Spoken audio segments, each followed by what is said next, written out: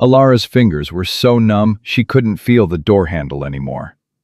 She watched Henry Prescott's men throw her husband's clothes into the snow, the wool coat Thomas died in, still stiff with frozen blood. 3 days. It had been 3 days since they buried him, and now they were taking everything. "You've got until sundown," Prescott said, not even looking at her. "Debt's a debt, Mrs. Callaway." She was 19 years old, a widow, and by nightfall, she'd have nowhere to go. Before we continue, please subscribe to our channel and hit that notification bell. Stay with this story until the very end. It'll change how you see survival, strength, and what one woman can do when the world turns its back on her. And comment below with the city you're watching from. I want to see how far Alara's story can reach. The morning Thomas died, Alara had been making bread. She remembered that detail with brutal clarity, how her hands had been dusted with flour when Caleb Hargrove came running through the door, his face gray, saying there'd been an accident at the mill. How she'd run the whole mile in her house slippers, flour still on her apron, her breath tearing at her lungs in the February cold. By the time she got there, Thomas was already gone. The mill wheel had caught his sleeve. That's what they told her. "Quick," they said. "He didn't suffer," they said. As if that mattered. As if knowing he died fast made the hole in her chest any smaller. She was 19. They'd been married 11 months. Now, standing in the cabin that had been theirs, that she'd scrubbed and furnished and made into a home, Alara watched strangers inventory everything she owned. "The chairs go," one of Prescott's men said, marking something on his ledger. "The table. The stove." "The stove?" Alara's voice cracked. "How am I supposed to—" "Not my concern, ma'am." He didn't even look up. "Mr. Prescott holds the note on this property. Your husband missed 2 payments before he passed. With the accumulated interest, the debt stands at $47.30. $47. Thomas had been saving for a new saw blade, had been picking up extra shifts, had been so careful, so responsible, always worried about providing for her. And now he was dead, and apparently he owed Henry Prescott $47. "I can pay it," Alara said. "Give me time. I can work. I can—" "With what?" The man finally looked at her, and there was something almost pitying in his eyes. Almost, but not quite enough. "You're a woman alone. No family. No trade. This ain't charity, Mrs. Callaway. This is business." Business. Her husband was dead 3 days, and this was business. The door opened. Henry Prescott walked in like he owned the place, which, Alara supposed, he did now. "Mrs. Callaway." He removed his hat, the gesture so perfectly calibrated to seem respectful while meaning nothing. "I'm sorry it's come to this." "Are you?" The words came out harder than she'd intended. Prescott's jaw tightened. "I understand you're grieving, but facts are facts. Your husband took a loan against this property. The loan is due. You can't pay it. Therefore you're throwing me out." Alara felt something cold settle in her stomach. Not fear. Something sharper. 3 days after I buried him. The timing is unfortunate. The timing is cruel. But business doesn't stop for grief, Mrs. Callaway. Prescott's voice hardened.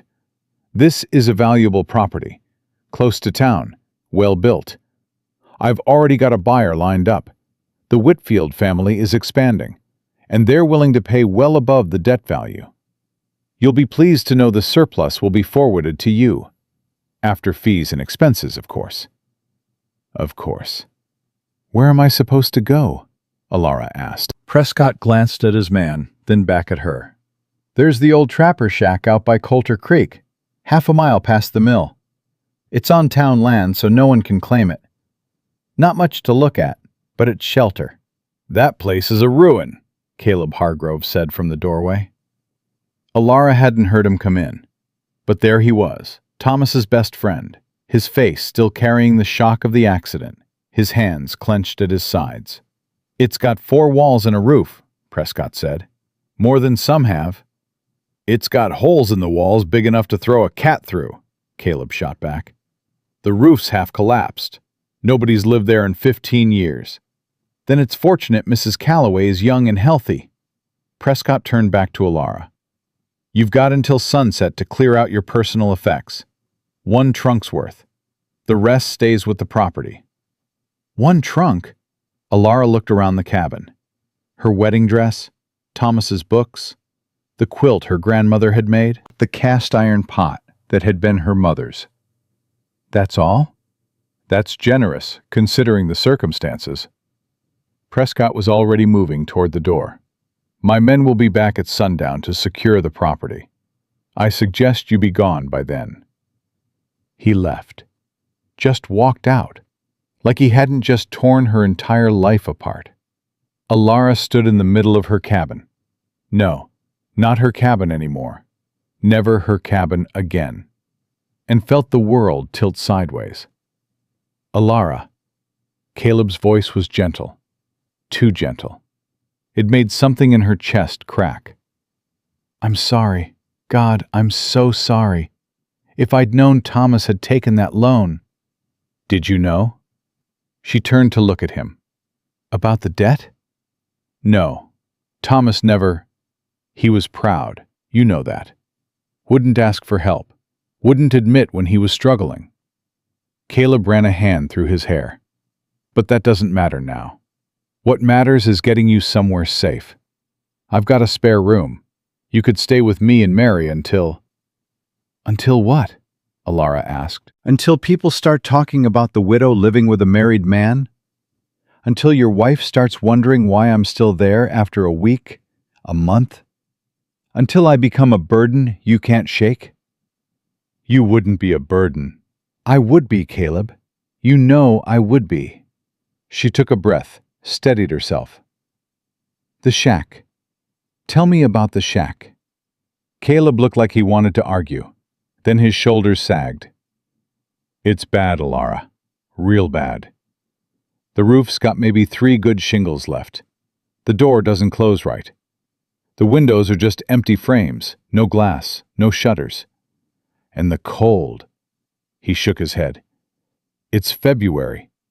Temperature's been dropping below 0 most nights. That place won't keep you alive." "But it's shelter." "Barely. It's more than I'll have if I don't take it." Alara looked around the cabin one more time.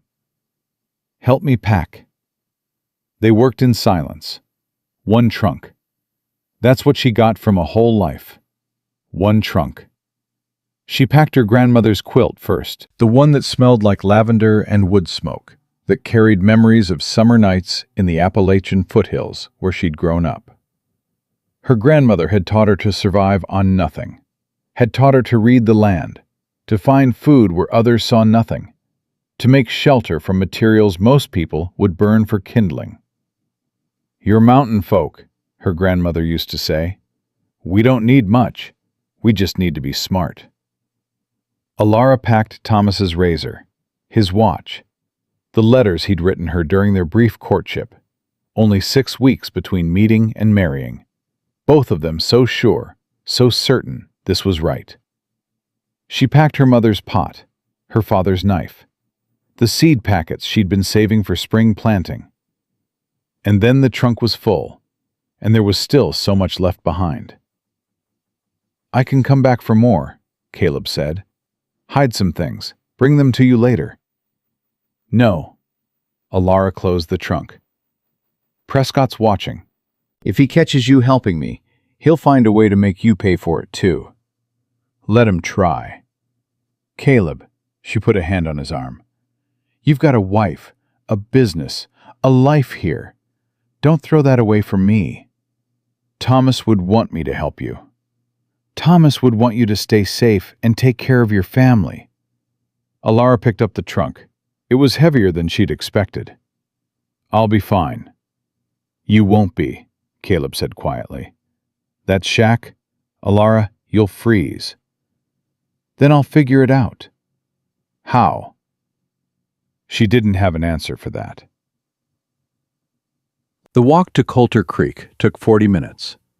The trunk grew heavier with each step, the handle cutting into her palms, even through her gloves. The sun was already sinking toward the mountains, and the temperature was dropping fast. Alara had passed the old trapper's shack before, but she'd never really looked at it. Why would she? It had been abandoned for years, slowly falling apart, of no use to anyone. Now, standing in front of it with the last of her belongings and nowhere else to go, she really looked. Caleb hadn't been exaggerating. The roof sagged in the middle, several shingles missing entirely. The door hung crooked on rusted hinges. The windows, if you could call them that, were just empty squares in the walls, the glass long since broken or stolen. The whole structure leaned slightly to the left, as if one good wind would knock it over entirely. This was home now. Alara set down the trunk and pushed the door open. It scraped across the floor, the sound like nails on slate. Inside was worse. The single room was maybe 12 feet square. The floor was dirt, not even planking, just bare, frozen earth. The walls were rough-hewn logs, with gaps between them wide enough to see daylight through.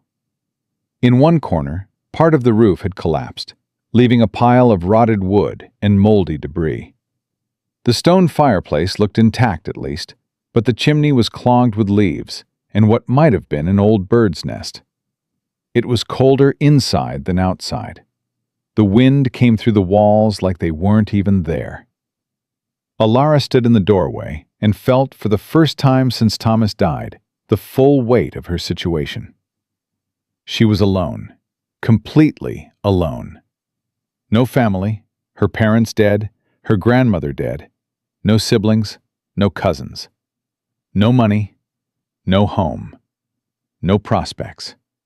Just this ruin and the certainty that if she didn't figure something out fast, she'd be dead before spring. The smart thing would be to go back to town, beg Caleb to take her in, beg the church for charity, beg someone, anyone, for help. But begging required hope, and Alara wasn't sure she had any left. She set the trunk down inside and started taking inventory. The fireplace was usable once she cleared the chimney. That was something. She had her grandmother's quilt, which was thick and well made. She had Thomas's coat, which was too big but would keep her warm. She had a knife, a pot, a flint for starting fires. She had survival skills her grandmother had drilled into her since she was old enough to walk. And she had rage. Bone-deep, burning rage at Henry Prescott for taking her home. At the men who'd stood by and let him. At Thomas for dying and leaving her. At God for making this her life. At the whole damn world for being so cruel and so cold. Rage, it turned out, could keep you warm. For a little while, at least. Alara spent the first hour clearing the chimney. She used a long branch to knock loose the debris, coughing as years of accumulated leaves and soot rained down.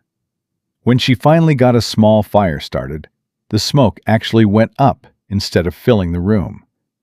Victory. The second hour, she tried to stuff the gaps in the walls with whatever she could find. Dead grass, moss, scraps of the rotted wood from the collapsed roof section. It didn't help much, but it was something. The third hour, as the sun set and the temperature plummeted, she wrapped herself in Thomas's coat and her grandmother's quilt and tried to stop shaking. This wasn't going to work. Even with the fire, even wrapped in everything she owned, the cold was overwhelming. She could feel it in her bones, in her lungs, in the way her fingers wouldn't quite close right. Caleb was right. She was going to freeze. Unless... Alara sat up, the quilt falling away. The fire cast dancing shadows on the walls, and she stared at it, thinking. Her grandmother's voice, clear as if the old woman was sitting right there. You can't fight nature, girl, but you can work with it. Earth's warm if you know how to reach it. Cold's just air. Air moves. Earth stays. Her grandmother had survived 2 winters alone in the Appalachians after Alara's grandfather died, had built a shelter into the side of a hill, dug down into the earth where the temperature stayed constant, had used the earth's warmth to survive when everyone said she wouldn't last a month. Alara looked at the dirt floor, looked at the gaps in the walls, looked at the pathetic fire struggling to heat a room that leaked warmth faster than she could generate it. Then she looked at her hands, already rough from work, already showing the first signs of frostbite. If she was going to survive, she needed to stop trying to heat the air. She needed to work with the earth. She needed to dig. The next morning, Alara walked into town. She needed tools, a shovel at minimum, ideally a pick, some way to move earth. She had exactly $8.17 to her name. Everything else had gone to the funeral. The general store was run by Marcus Webb, a man who'd always been kind to her. When she walked in, his face did something complicated. Sympathy, pity, discomfort, all mixed together. "Mrs. Callaway," he said, "I heard about... I'm sorry for your loss." "Thank you." Alara didn't have time for condolences. "I need to buy a shovel and a pick if you have one." Webb's eyebrows rose. "A shovel? What for?" "Does it matter?" "Well, no, I suppose not." He gestured toward the back of the store. "I've got a few. The prices are..." "How much for the cheapest shovel you have?" Webb looked uncomfortable. $3. $3 for a tool that probably cost him 50 cents to stock. "And the pick?" $5. "But Mrs. Callaway, I should mention, there's been talk in town about you staying in that old shack. That's no place for a woman alone, especially not in winter. If you need help..." "I need a shovel," Alara said flatly. "Can you sell me one or not?" Webb hesitated. Then he sighed. "Tell you what, the old shovel in the back, the one with a cracked handle, I'll sell you that for $1.50. You'll need to wrap the handle to keep it from splitting all the way through, but it'll work." It was charity disguised as business. Alara wanted to refuse it on principle, but she couldn't afford principles right now. "Thank you," she said, and counted out the money.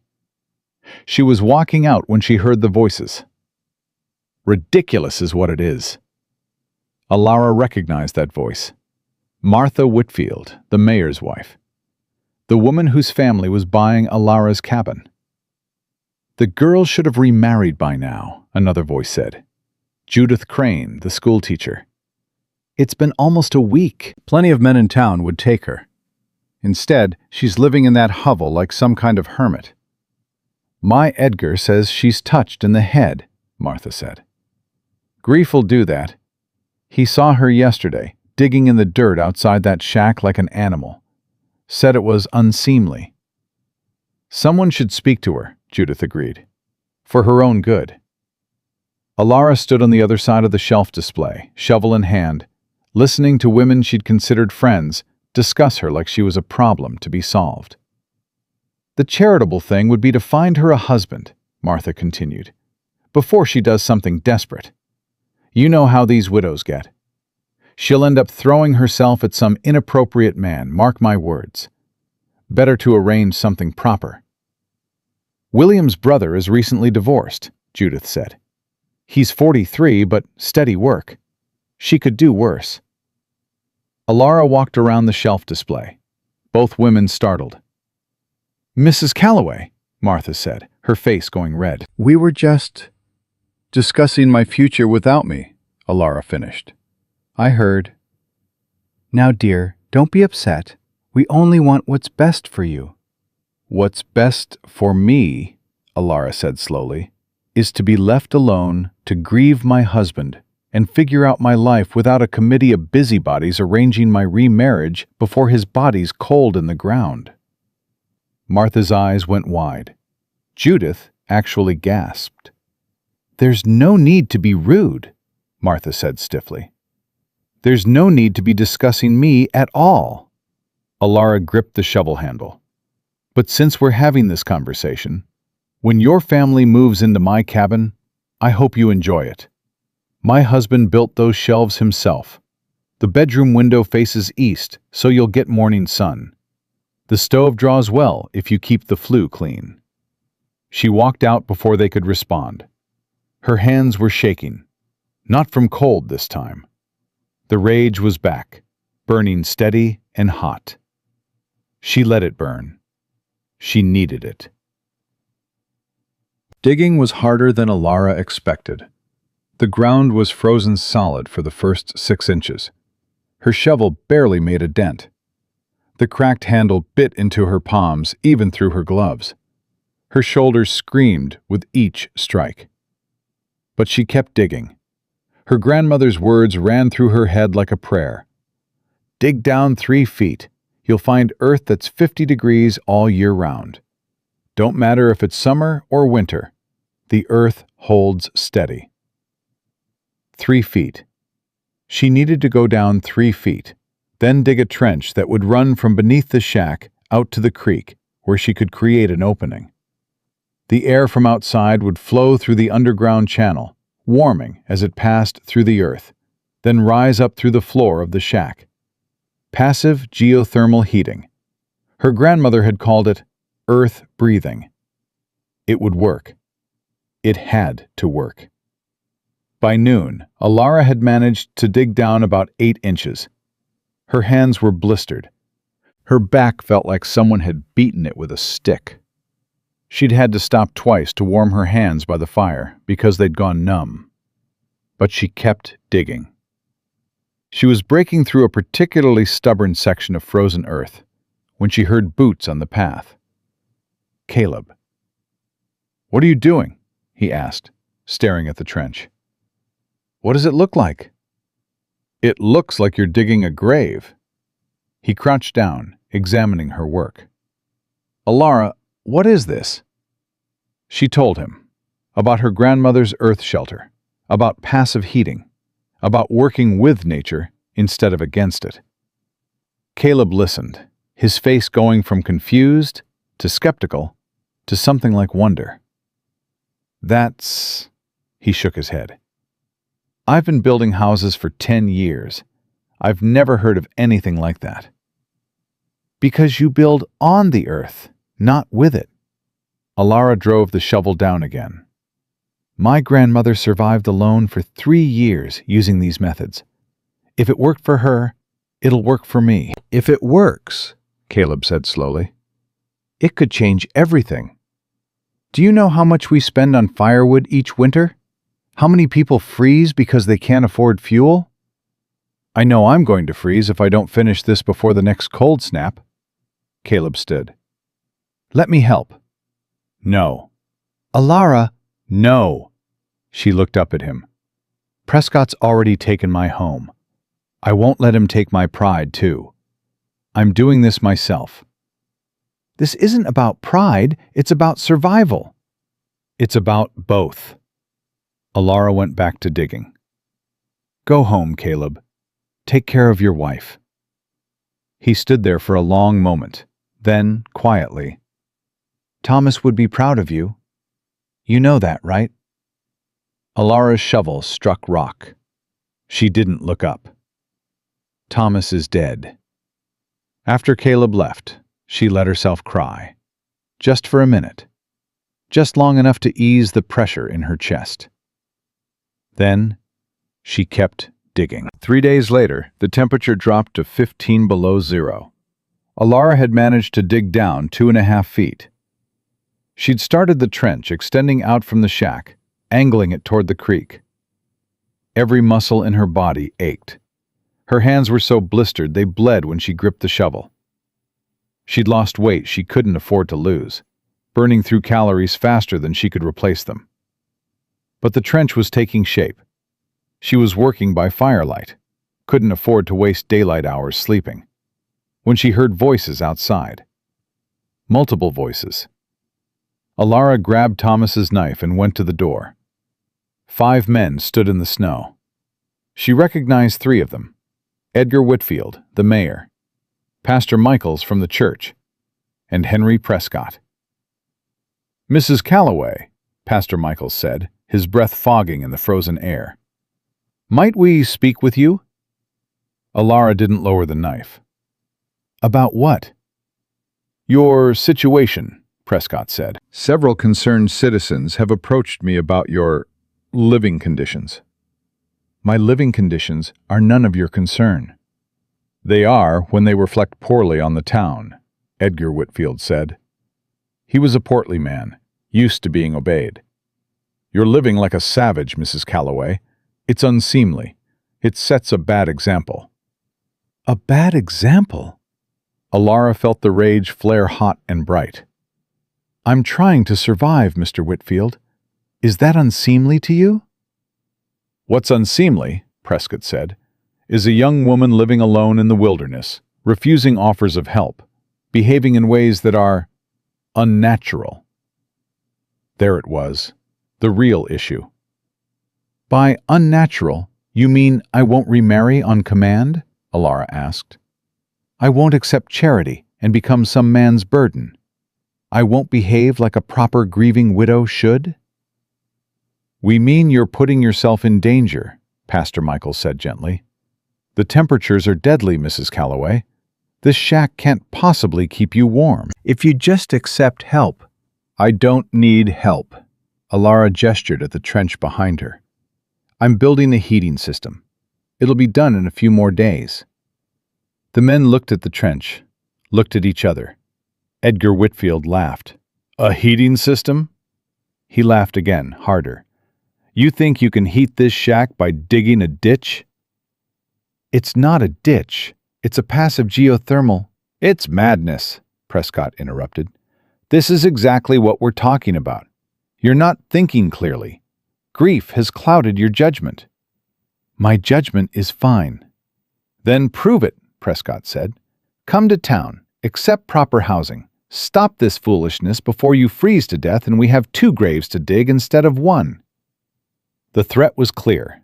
If she died, it would be her fault, and embarrassing for the town. "I'm not leaving," Alara said. "Mrs. Callaway, I'm not leaving." The words came out louder than she'd intended. "You took my home. You took my husband. You won't take this too." "We're trying to save your life," Pastor Michaels said. "You're trying to make me convenient." Alara met each of their eyes in turn. "Well, I'm not convenient. I'm not going to quietly disappear. I'm not going to remarry to make you comfortable. I'm going to survive, right here, using methods you're too proud and too ignorant to understand." Edgar Whitfield's face went purple. "How dare you?" "Get off my property," Alara said. "This isn't your property," Prescott reminded her. "This is town land. We can evict you at any time." "Then do it." Alara raised the knife slightly. "But until you do, get off my land." They left, but she could feel the threat hanging in the air like smoke. She had maybe a week before they came back. Maybe less. She needed to finish the trench. The next morning, Alara woke to find supplies on her doorstep. A sack of cornmeal, a jar of preserves, a bundle of firewood, and a note, unsigned. "Keep fighting." She knew Caleb's handwriting.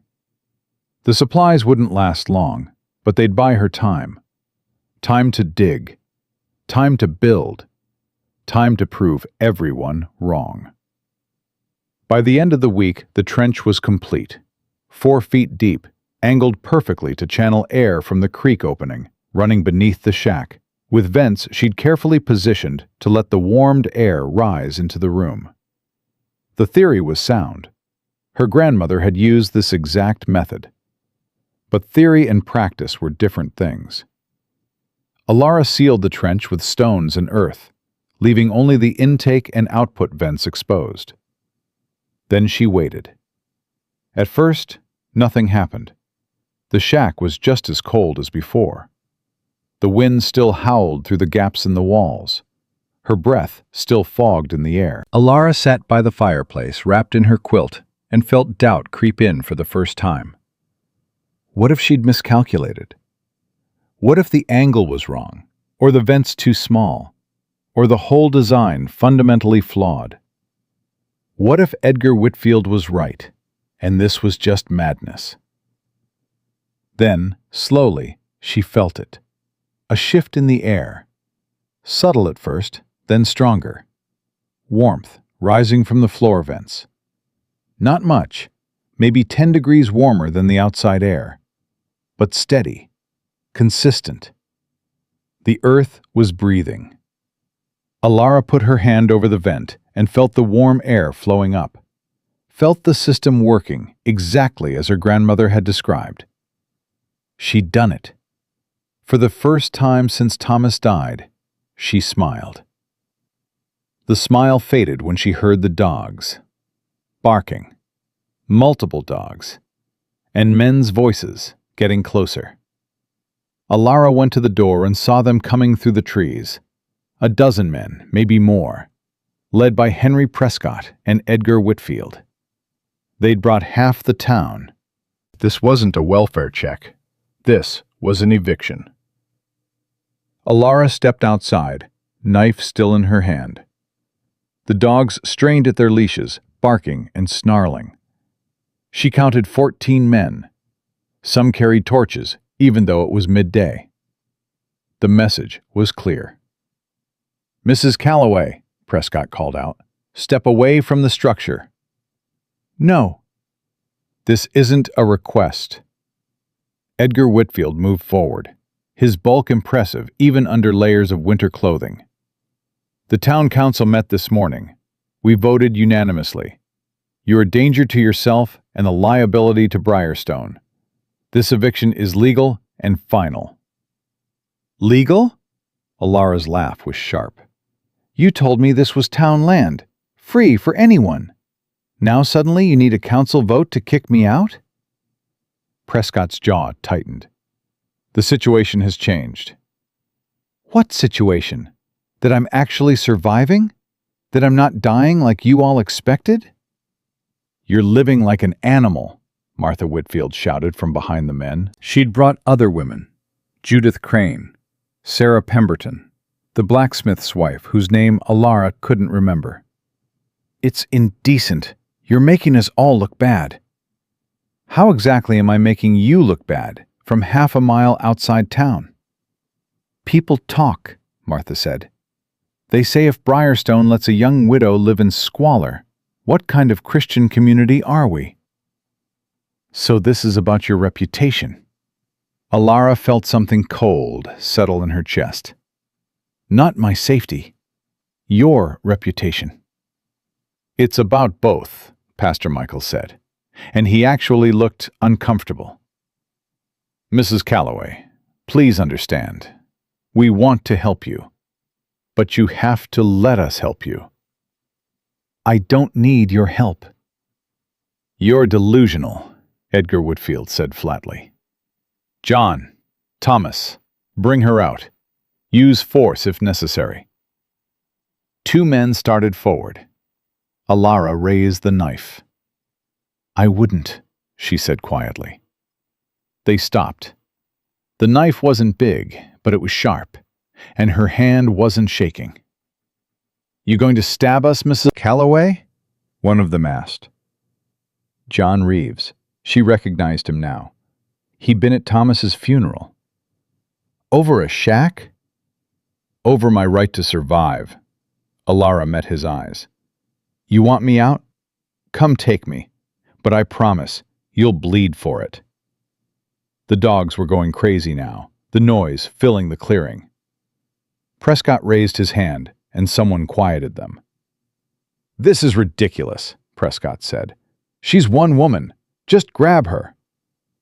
"You grab her," John muttered, but he didn't move. "I'll do it myself."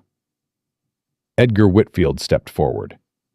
That's when Caleb Hargrove came running through the trees, breathing hard. "Stop!" He pushed through the crowd. "What the hell is this?" "Town business," Prescott said. "Not your concern, Hargrove." "Like hell it's not." Caleb positioned himself between Alara and the crowd. "You can't evict her. She's not breaking any laws." "She's squatting on town land." "You told her she could stay here," Caleb shot back. "You said it yourself, Prescott." "This land is free for anyone. Or does that only apply when it's convenient for you?" "The council voted." "The council can go to hell." Caleb's voice was hard. "You want to evict her? You go through proper channels. File papers. Give her notice. Do it legal. But you don't show up with a mob and dogs like she's some kind of criminal." Edgar Whitfield's face went red. "You're awfully protective of another man's widow, Hargrove.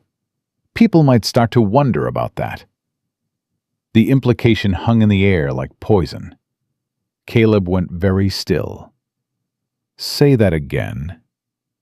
"I'm just saying, a married man spending so much time with a young widow, bringing her supplies, defending her against the town council. Your wife must be very understanding." "My wife knows I'm helping a friend," Caleb said, but Alara could hear the strain in his voice. "Unlike some people, she has a sense of Christian charity." "Christian charity doesn't involve impropriety," Judith Crane said primly. Alara felt sick. This was what they'd do. They couldn't force her out legally, so they'd destroy anyone who helped her. They'd turn Caleb's kindness into scandal, ruin his marriage, damage his business. All because she wouldn't die quietly. "Go home, Caleb," she said. "Alara, go home." She kept her voice steady. "I don't need your help. I don't need anyone's help." "Listen to her," Prescott said. "The widow knows when she's beaten." "I'm not beaten." Alara looked past Caleb, directly at Prescott. "I'm standing on my own land, in my own shelter, that I built with my own hands. And I'm staying." "Your shelter," Edgar Whitfield laughed. "That pile of rotted wood? Mrs. Callaway, it's 20 degrees outside. That shack can't possibly keep you warm." "Can't it?" Alara lowered the knife slightly. "John, you're closest. Put your hand over that vent there, the one by the door." John Reeves looked at Prescott, who nodded curtly. John approached carefully, like Alara might strike. He knelt by the vent she'd indicated and held his hand over it. His eyes widened. "It's warm," he said. "It's actually warm." "Impossible," Edgar scoffed. "Feel it yourself." Edgar Whitfield stomped over and pushed John aside. He held his hand over the vent, then pulled it back like he'd been burned. "How?" "I built a passive geothermal heating system," Alara said. "Air flows through channels beneath the shack, warming as it passes through the earth, then rises through vents in the floor. The temperature inside stays around 50 degrees without any firewood." Silence. Complete silence except for the wind in the trees. Then Pastor Michaels spoke. "Without firewood? Mrs. Callaway, do you understand what you're saying?" "I understand perfectly." "But that's—" He looked at Prescott, then back at Alara. "That's not possible. If you could heat a structure without fuel, everyone would do it." "Everyone could do it. They just don't know how." Alara stepped aside from the door. "See for yourselves." No one moved at first. Then Caleb walked forward and pushed the door open. Alara watched their faces as they looked inside, saw the moment they felt it. The warmth rising from the floor vents, the absence of the cutting wind that plagued every other structure in Briarstone. "Sweet Christ," Caleb breathed. "You actually did it." How? John Reeves asked. He'd followed Caleb inside, was standing over one of the vents with his hands spread. How does this work? Alara explained again. The trench, the Earth's constant temperature, the simple physics of warm air rising. She watched understanding dawn on some faces, confusion on others. And on Henry Prescott's face, something else entirely. Fear. This changes nothing, Prescott said loudly. She's still living in violation. Violation of what? Caleb interrupted. She's using town land for shelter, just like you said she could. She's not breaking any laws. She's not hurting anyone. She's just surviving, in a way you're too damn proud to understand. It's unnatural. It's brilliant, Pastor Michael said quietly. He was still standing in the doorway, looking at the vent system. Mrs. Callaway, who taught you this? My grandmother. She survived 3 winters alone in the Appalachians using these methods. Could you teach others? The pastor asked. Could this system be replicated? And there it was, the question that made Henry Prescott's face go white. Because if people could heat their homes without buying firewood from Prescott's lumber operation, if they could survive winters without depending on his credit and his loans and his charity, then Henry Prescott lost his power. No, Prescott said. Absolutely not. This is dangerous experimentation. Untested. What if the system fails? What if she's buried alive when one of those trenches collapses? The liability alone. The liability of what? Alara asked. Of people not freezing to death because they can't afford firewood? You don't know what you're talking about, Prescott snapped. Building is a complex trade. You can't just dig ditches and expect, I can, and I did.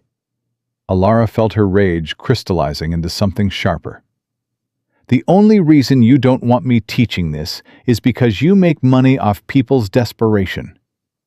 How much do you charge for firewood, Mr. Prescott? $3 a cord?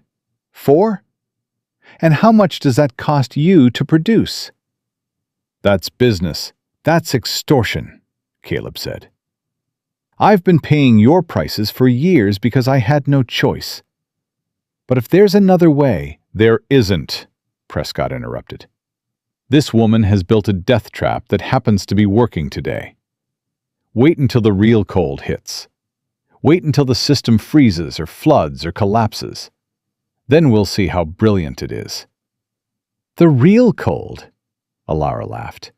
It's been below 0 for a week. How much colder does it need to get? You haven't seen a real Montana winter yet, girl. Edgar Whitfield's voice was grim. January, February, that's when the killing cold comes. When the storms bury everything for days at a time. When people burn their furniture just to make it through the night. That's when this little experiment of yours will fail. Then I'll die, Alara said simply. But at least I'll die trying, instead of begging men like you for scraps. The crowd shifted uncomfortably. Several men looked away. This meeting is over, Prescott announced. Mrs. Callaway, you have until the end of the month. If you're still here when February starts, we'll forcibly remove you. Council's orders. The council can... Careful, Prescott warned. You might be surviving now, but you're still alone, still vulnerable. Accidents happen in winter, Mrs. Callaway. Tragic accidents. The threat was barely veiled. Caleb stepped forward. If anything happens to her, then it'll be a terrible loss, Prescott said smoothly, but natural consequences of foolish choices. Now clear out, all of you. Let the widow enjoy her victory. It won't last. They left, slowly, reluctantly, but they left. All except Caleb. Alara, he said when the others were out of earshot. That was dangerous. Prescott doesn't make empty threats. I know. Do you? He grabbed her shoulders. He's scared. You saw his face. If people learn they don't need his firewood, he loses half his income. Men like that, when they're scared, they get mean. Let him get mean, Alara pulled away. I'm not leaving. I'm not asking you to leave. I'm asking you to be careful. Caleb ran a hand through his hair. And to let me help. You heard what they said about us? I don't care what they said. Your wife will care. Your business will care. Alara met his eyes. I won't let you sacrifice yourself for me, Caleb. Thomas would never forgive me.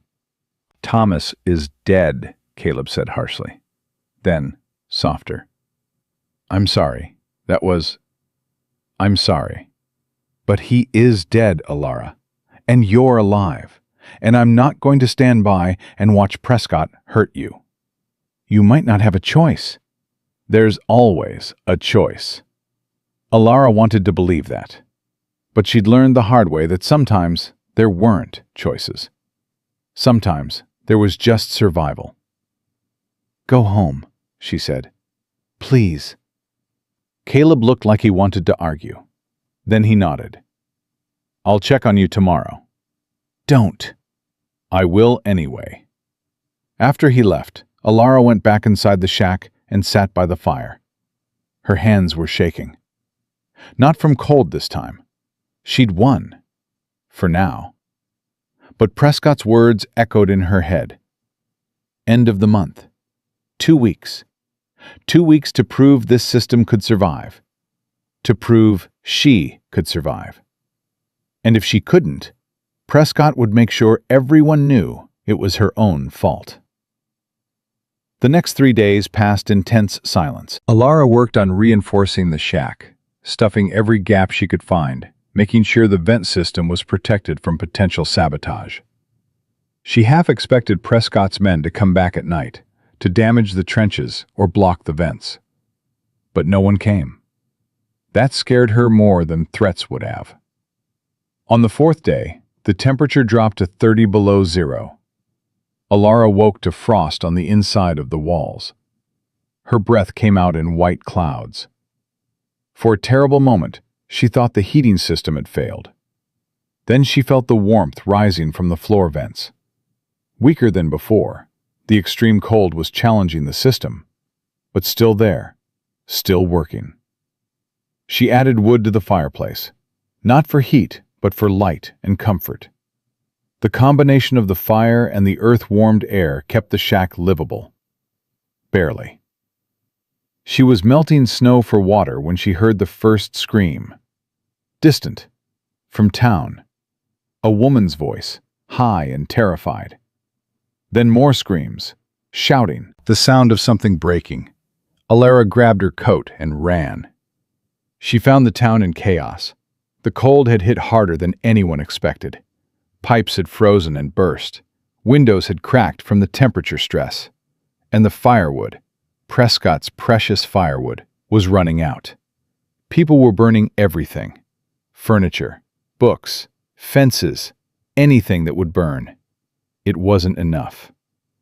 Alara found Mary Hargrove, Caleb's wife, standing outside their house with their 2 children, all of them shaking violently. Mary, Alara called. What happened? The stove cracked. Mary's voice was hoarse. We were burning too hot, trying to keep warm, and the metal just split. Now the house is full of smoke, and we don't. Come with me, Alara said. What? Come to my shack, all of you. There's room. Mary stared at her. Alara, we can't. People will talk. People can freeze, Alara grabbed Mary's arm. Your children are turning blue. Come with me. Now. They went. Mary, the 2 children, and Caleb when he came back from trying to buy more firewood from Prescott. He's doubled the price, Caleb said, his face gray. Says it's supply and demand. People are paying it because they have no choice. That bastard, Alara muttered. Inside the shack, the Hargroves stood close to the floor vents, slowly warming. The children's crying quieted as feeling returned to their extremities. It's warm, Mary whispered. Alara, it's actually warm. 50 degrees, Alara said. Give or take. Not comfortable, but survivable. How? Alara explained again, watched Mary's face change from disbelief to understanding to something like awe. You built this yourself? I built this myself. Could you build more? Mary asked. Could you teach Caleb? Could we retrofit our house? The ground's too frozen now, Caleb said, and it would take weeks. But in spring, Alara, in spring, could we do this? For our house? For other houses? In spring, yes. If I'm still here, Caleb's jaw tightened. Prescott. End of the month, he said. Then we have time. But they didn't have time, because that night, the real storm hit. Alara woke to a sound like the world ending. Wind howling so loud it drowned out thought. Snow hitting the shack with the force of thrown gravel. The Hargroves were huddled together near the fire. Mary had her arms around both children. Caleb was trying to seal a gap in the wall where wind was forcing its way through. How long? Alara shouted over the noise. Don't know, Caleb shouted back. Could be hours. Could be days. It was days. 3 days of unrelenting wind and snow. 3 days of temperatures so cold that exposed skin would freeze in minutes. 3 days of Briarstone being buried alive. And through it all, the shack held. The earth-breathing system kept working. The vents kept producing warm air. The structure, rickety as it was, stayed standing. On the morning of the 4th day, the storm finally broke. Alara pushed the door open. It took all her strength. The snow was drifted 3 feet high against it, and looked out at a transformed world. Everything was white, completely white. The trees were buried, the path was gone, and in the distance, where Briarstone should be, she saw smoke. Too much smoke. Something's wrong, she said. They dug their way toward town. The snow was waist-deep in places. It took 2 hours to cover the half-mile. What they found was devastation. Half the buildings had collapsed under the weight of snow. The ones still standing were so cold inside that ice had formed on the walls. And the people were dying. Pastor Michaels was trying to organize survivors in the church, which still had a functional stove. But it was packed beyond capacity. People were pressed together just to share body heat. How many? Caleb asked. 4 dead so far, the pastor said. His face was haggard. Mrs. Chen, the Bartlett baby, old George from the mill, and... He paused. And Martha Whitfield. Alara felt the shock of it. Martha, who'd called her unseemly. Martha, who'd wanted her married off and made respectable. Martha, dead from the cold. Where's Edgar? She asked. His house. Won't leave. Says if he leaves, people will take his belongings. The pastor shook his head. He's freezing to death in a house full of expensive furniture, and he won't budge. What about Prescott? Prescott's fine. He's got 3 stoves and enough firewood to burn for months. The pastor's voice was bitter. Funny how that works.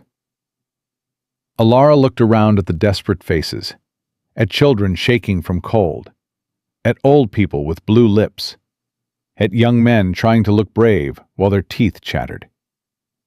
Bring them, she said. What? Bring them to my shack. Anyone who needs warmth. We can fit maybe a dozen more if we pack tight. Alara, you don't have to. Yes, I do. She met the pastor's eyes. Because unlike some people, I actually believe what you preach on Sundays. They came, first in pairs, then in groups. By nightfall, there were 17 people crammed into Alara's 12 by 12 shack. It was crowded, uncomfortable. People sat shoulder to shoulder, shared blankets, took turns by the vents. But no one was dying, and word spread. By the next morning, there were people outside the shack, begging to be let in. Alara couldn't fit them all, but she could teach them. "Dig here," she told John Reeves, marking a spot near the church. 3 feet down, angled toward the creek. Make sure the gradient is right, or the air won't flow. John started digging. Others joined him. Within 2 days, they'd built 3 more earth-breathing systems. Crude, rushed, not as efficient as Alara's, but warm enough to save lives. That's when Henry Prescott came to the shack. He looked older, thinner, less certain. "Mrs. Callaway," he said, "we need to talk." "About what?" "About this." He gestured at the crowd of people working on the new heating systems. "About what you've done." "I've saved lives," Alara said flatly. "That's what I've done." "You've undermined the entire economic structure of this town," Prescott shot back. "Do you understand that? Firewood sales are down 80%. My winter income is gone. Gone." "Good." Prescott's face went red. "This isn't over. When spring comes, when people can rebuild properly, they'll remember that real construction requires real materials, real expertise. They'll come back to the old ways." "Maybe," Alara said. "Or maybe they'll remember who saved them when you were happy to let them freeze." She turned her back on him and went to help dig the next trench. Behind her, she heard Prescott's voice, low and venomous. "This isn't over." But Alara didn't care about Prescott's threats anymore, because she'd done something he never could. She'd survived, and she'd taught others to survive too. The shack that was supposed to be her grave had become the town's salvation. The 4th trench collapsed on the 2nd day. Alara heard the shouts from across town and ran, her boots slipping on ice. When she got there, she found William Crane, Judith's husband, half buried in frozen earth, his leg twisted at an angle that made her stomach turn. "Don't move him," she shouted, dropping to her knees. "Someone get the doctor." "Doctor's with the Henshaw family," someone said. "Their youngest has the fever." "Then get Caleb. Get anyone who knows how to set a bone." William was crying, not from pain, though Alara could see the pain in his white face, but from something worse. "I failed," he said. "The trench. I did it wrong. I measured wrong. Now it's ruined, and will freeze, and it's my fault." "Shut up," Alara said, not unkindly. "You didn't fail. The earth shifted. It happens. We'll dig it again." "We don't have time." "We'll make time." But even as she said it, she knew they were running out of time. The temperature was dropping again. Another storm was coming. She could feel it in the air, see it in the way the clouds were building to the west. They had maybe 36 hours before the next big freeze hit. And half the town was still dependent on systems that weren't finished. Caleb arrived with his tools and a flask of whiskey. He poured half of it down William's throat, then looked at Alara. "This is going to hurt," he said. "Do it fast." Caleb pulled. William screamed. The bone made a sound like green wood snapping back into place. "Splint it," Alara said. "Then get him somewhere warm. The church still has the stove going?" "Barely. We're down to burning hymnals." Caleb's face was grim. "Prescott's still hoarding firewood. Won't sell unless people pay in advance. Cash only."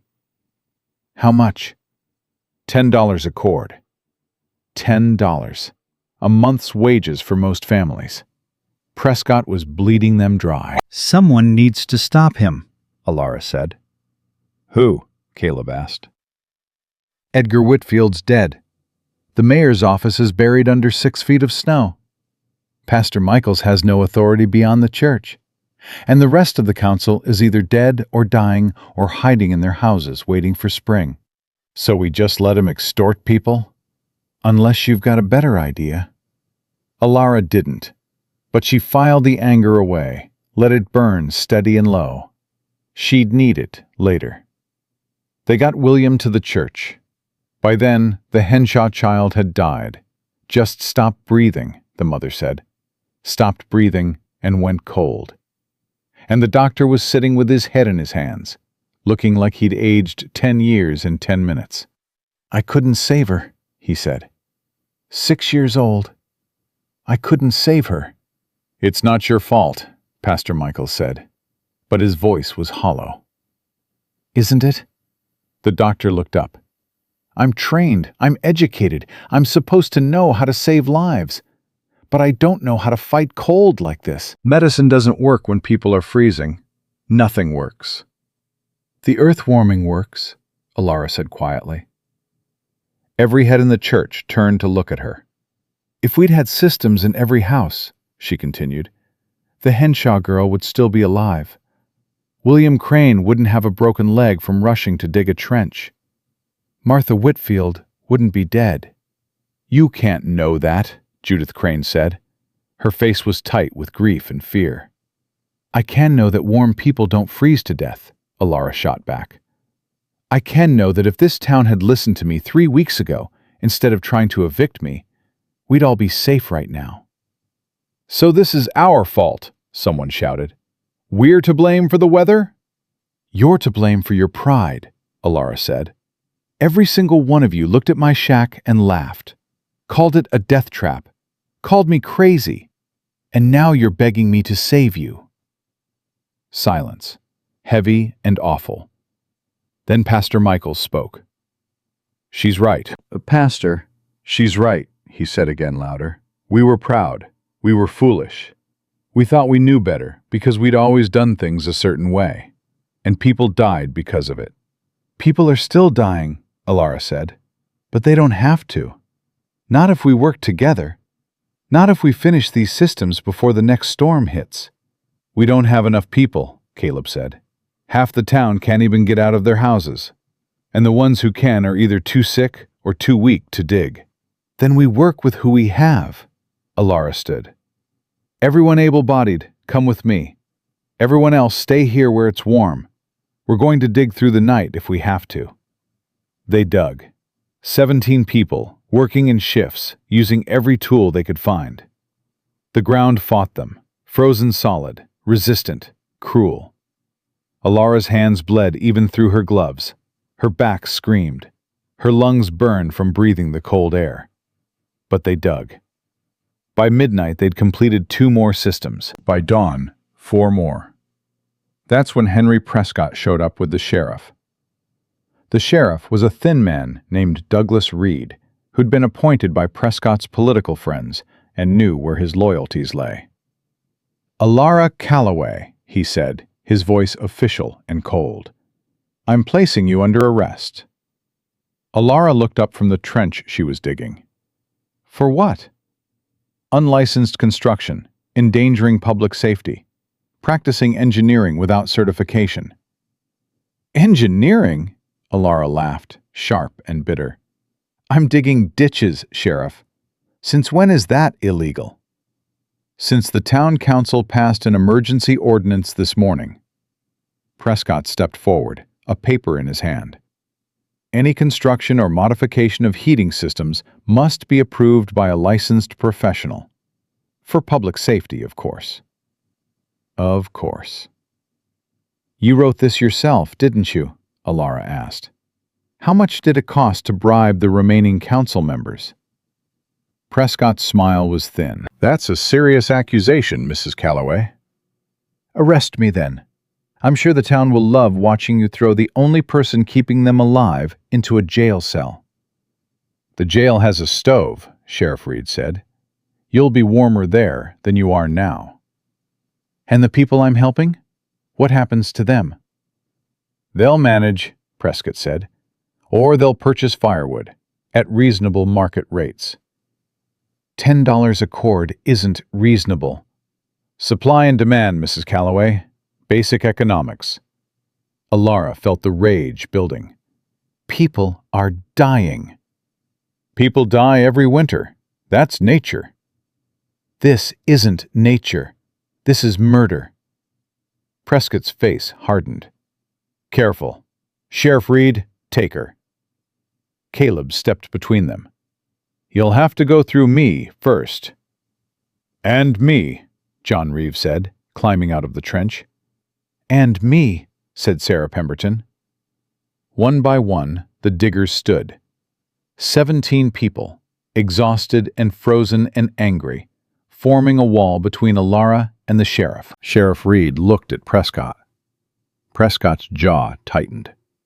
This is obstruction of justice, Reed said, but his voice wavered. This is a town standing up to a tyrant, Caleb said. You want to arrest all of us? If necessary. You'll need a bigger jail, John said. Prescott stared at them, at the faces of people who'd always followed his rules, paid his prices, accepted his authority. People who weren't accepting it anymore. Fine, he said finally. Keep digging. But when this fails, when people die because of faulty systems built by an uneducated widow, that blood will be on your hands, Mrs. Callaway. All of you. Remember that. He left. Sheriff Reed followed, looking relieved to escape. The moment they were gone, Alara's legs gave out. Caleb caught her before she hit the ground. Easy. When's the last time you ate? I don't remember. Or slept? Doesn't matter. It matters if you collapse. Caleb helped her sit. Mary's got soup at the house. Come eat.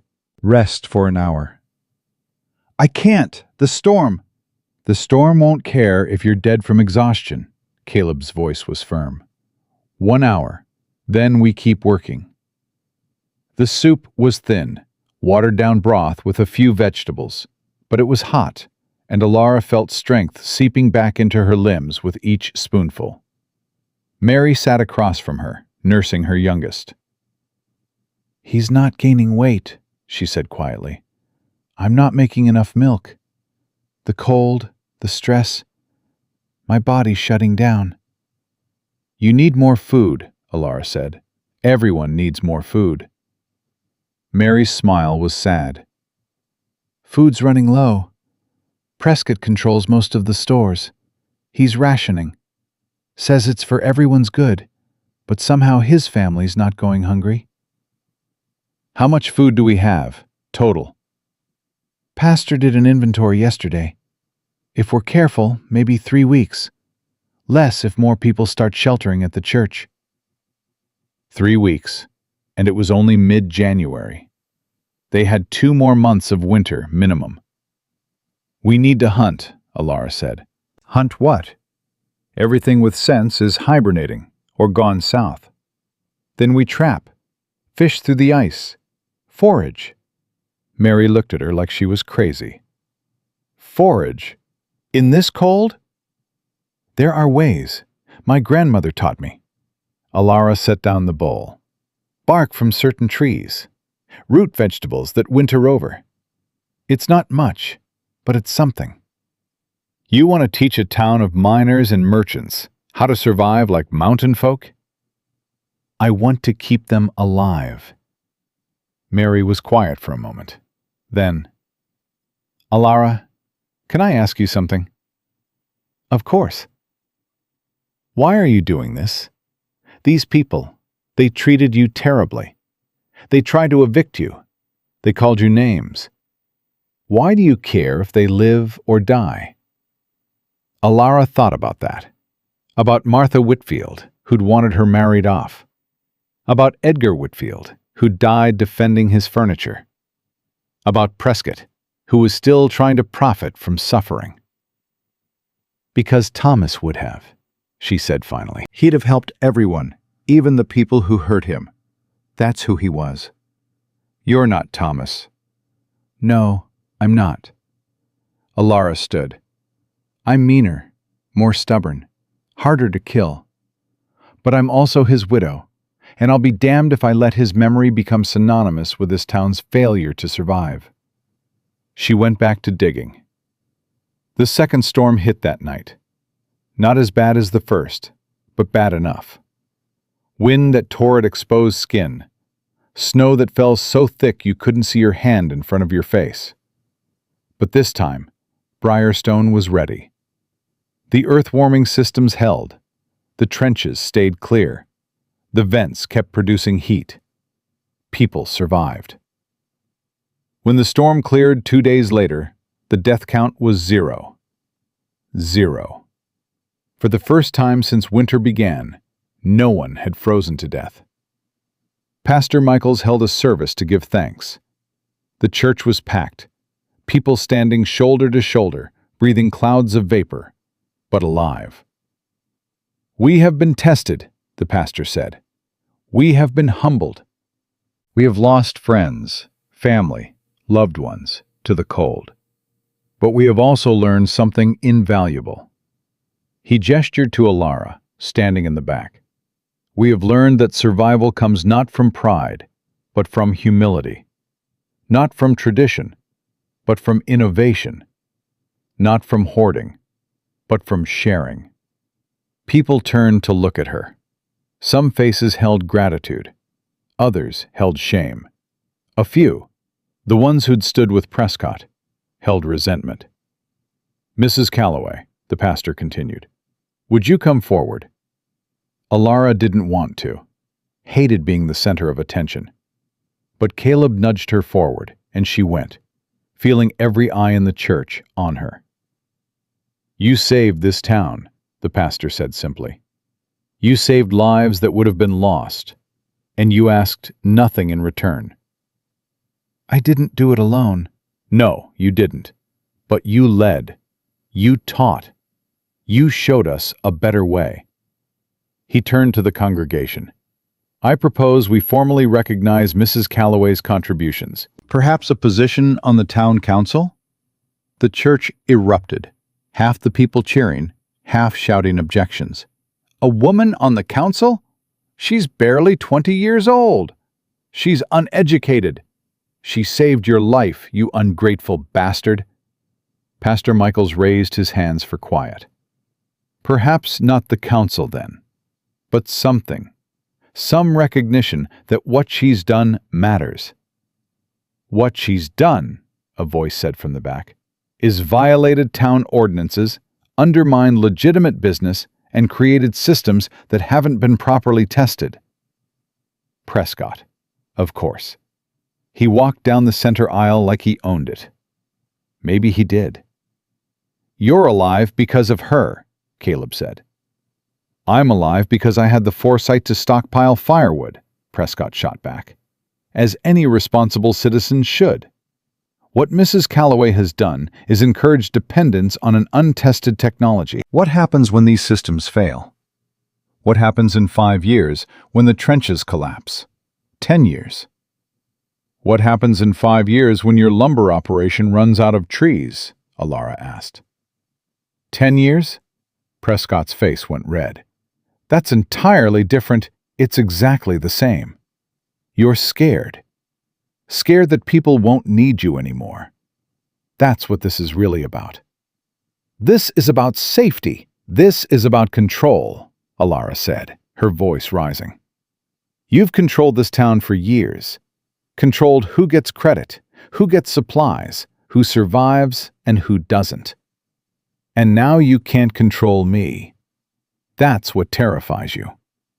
I'm terrified of nothing, Prescott said. But his hands were shaking. Then prove it, Alara said. Let people choose. Stop hoarding firewood. Stop inflating prices. Let the free market you claim to love so much actually work. The market is working. The market is rigged, and you know it. Alara stepped closer. You own the lumber operation. You own the supply store. You hold the mortgages on half the buildings in town. You've created a system where people have to come to you for everything. That's not a market. That's a monopoly. Prescott's smile was cold. Prove it. I don't have to prove it. Everyone here knows it. Alara looked around the church. How many of you owe Prescott money?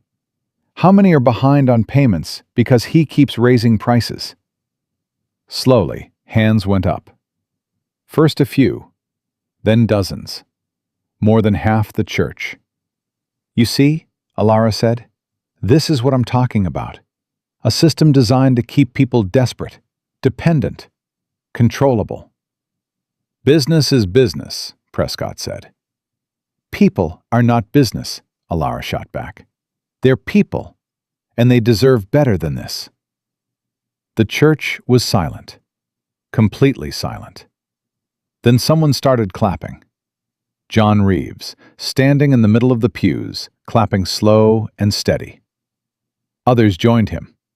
One by one, then in groups, then the whole church was applauding. Prescott's face went white, then red. Then he turned and walked out without another word. Pastor Michaels watched him go, then turned back to Alara. You've made an enemy. I made an enemy the day I survived, Alara said. At least now everyone knows it. That night, someone set fire to her shack. Alara woke to smoke and heat and the sound of wood crackling. She rolled out from under her quilt and hit the dirt floor, already coughing. The door was blocked. Flames were eating their way up the walls. The roof was starting to catch. She was going to die. After everything, after surviving Thomas's death, after building the heating system, after saving the town, she was going to burn to death in the shack she'd fought so hard to keep. No. Alara grabbed her grandmother's quilt and threw it over herself. Then she ran straight at the wall, the weakest wall, the one with the most gaps, and hit it with her shoulder. The rotted wood gave way. She tumbled out into the snow, still wrapped in the quilt, her lungs screaming for air.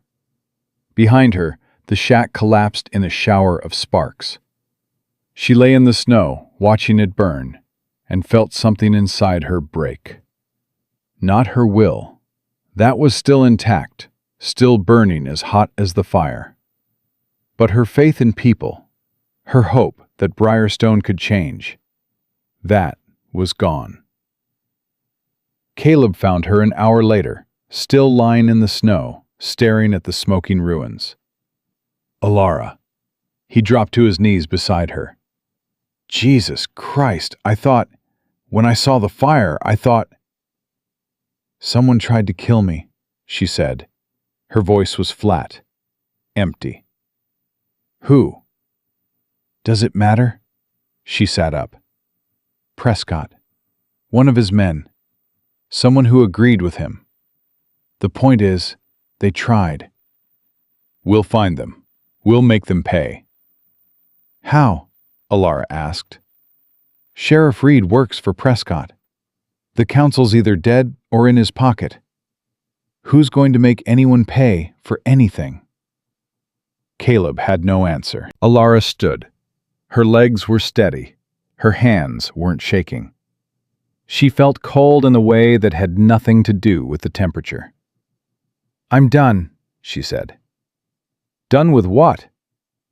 Done saving people who want me dead. She looked at the ruins one more time. Done fighting. Done caring. I'll finish the systems already started because I gave my word.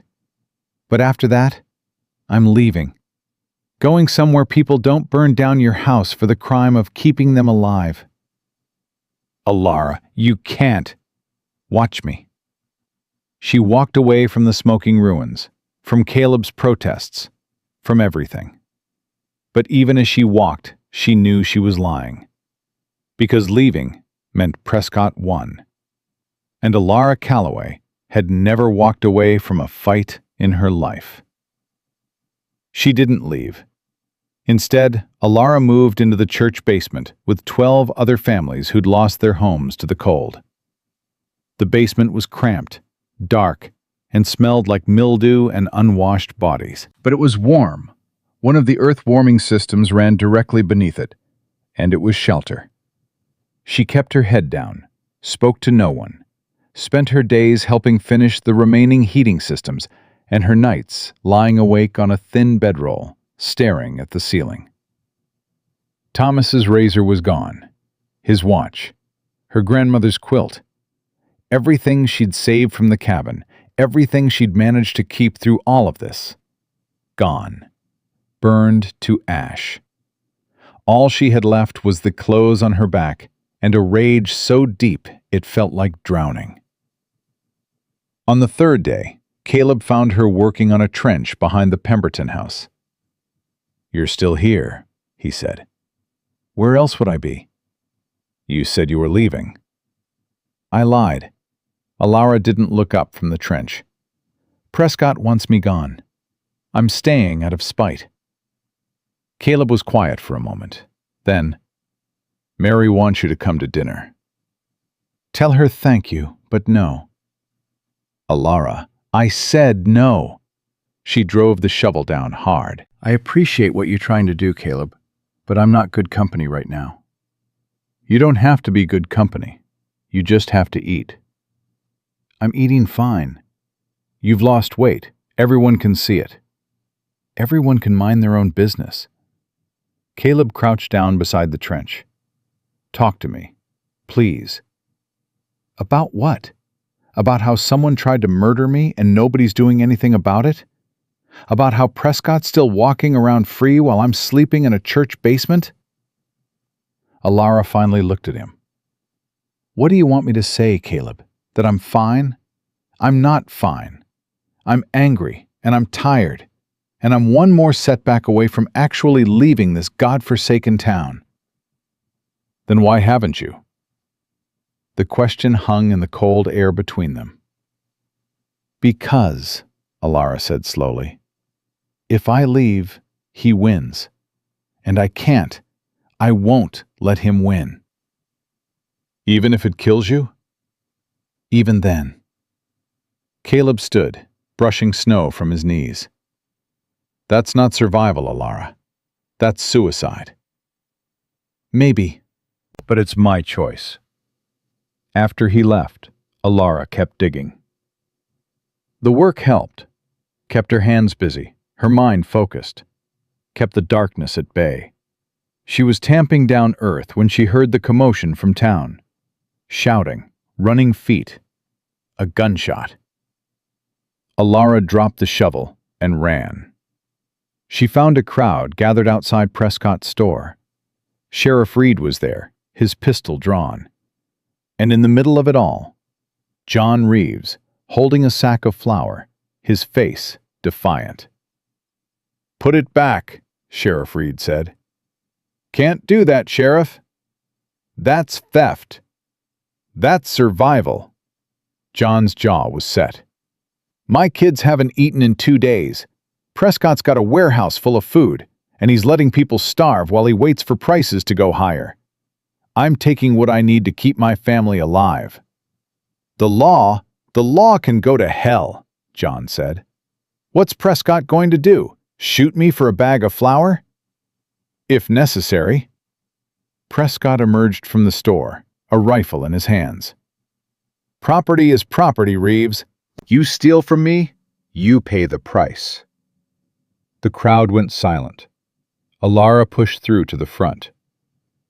"You're not shooting anyone over flour." "This doesn't concern you, Mrs. Callaway," Prescott said. "It concerns all of us." Alara gestured at the crowd. "How many of you are hungry? How many of you have watched your children cry from empty stomachs while Prescott sits on a warehouse full of food?" Hands went up.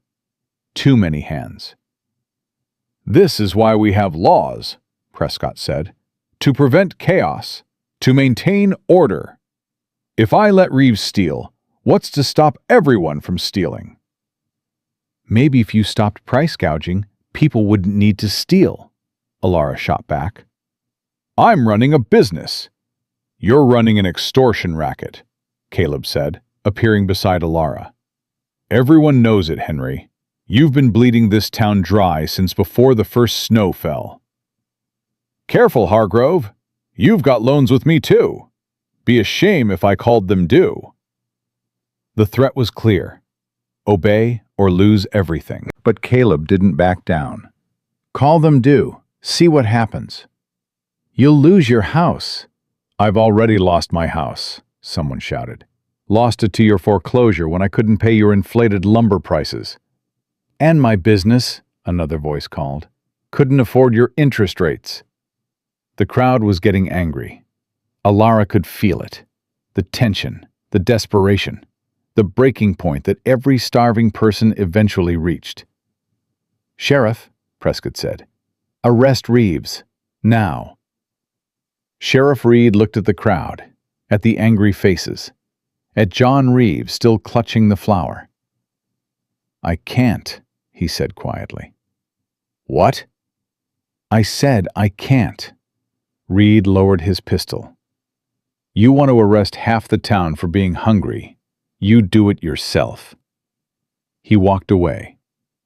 Prescott's face went purple. "You're finished, Reed. I'll have your badge." "Take it," Reed called over his shoulder. "I'm done being your lapdog." The crowd erupted in cheers. Prescott raised his rifle. "Get back, all of you. This is my property." "Your property?" A woman's voice, sharp and furious. Alara turned to see Sarah Pemberton pushing through the crowd. "My husband helped build that warehouse. You paid him half what you promised, said business was slow. Then you turned around and sold lumber at triple the price." "That's business. That's theft," Sarah said. "You've been stealing from all of us for years, taking our labor, our money, our lives, and calling it business." "I've done nothing illegal."